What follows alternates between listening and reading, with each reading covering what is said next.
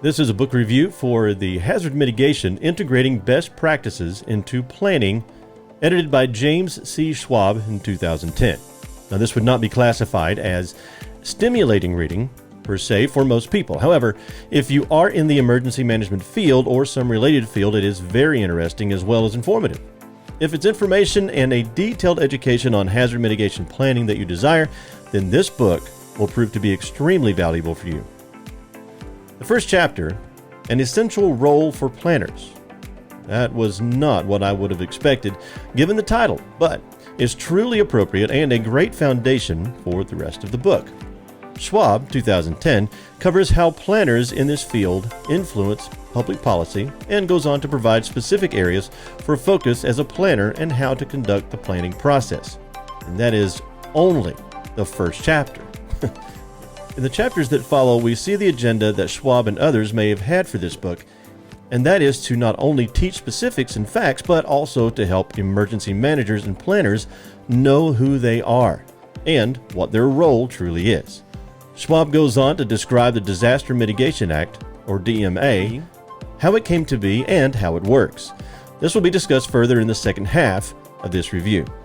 We move to state and FEMA plan review processes and delves into the complexities of this process. The book covers what FEMA does and does not provide regarding planning systems.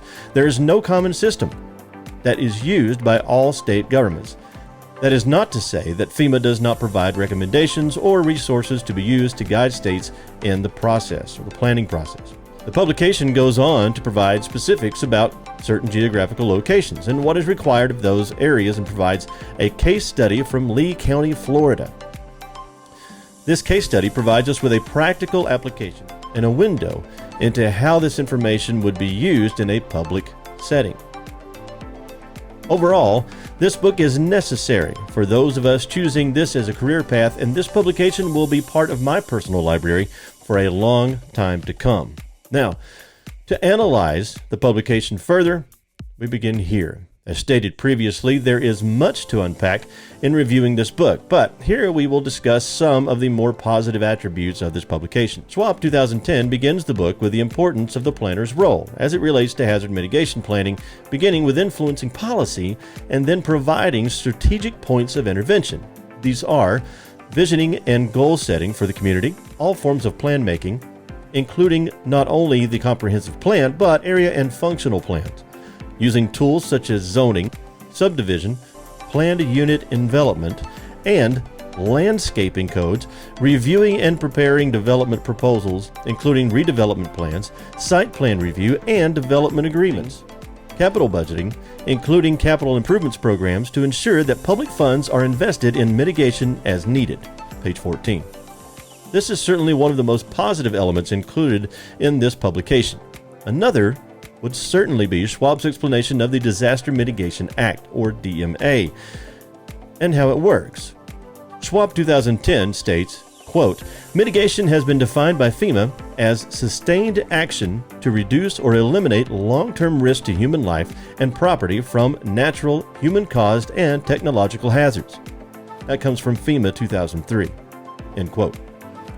It is fundamentally a loss prevention function characterized by planned, long-term alteration of the built environment to ensure resilience against natural and human-caused hazards. Schwab 2010, page 23.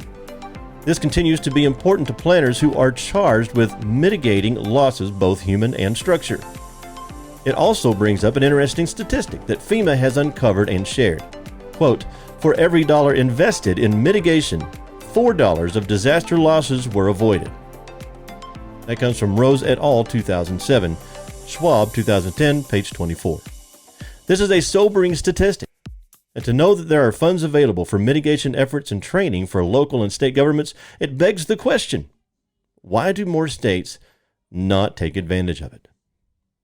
That's all for this review. Thank you for joining me. My name is Ronald Day. You can just call me Ron.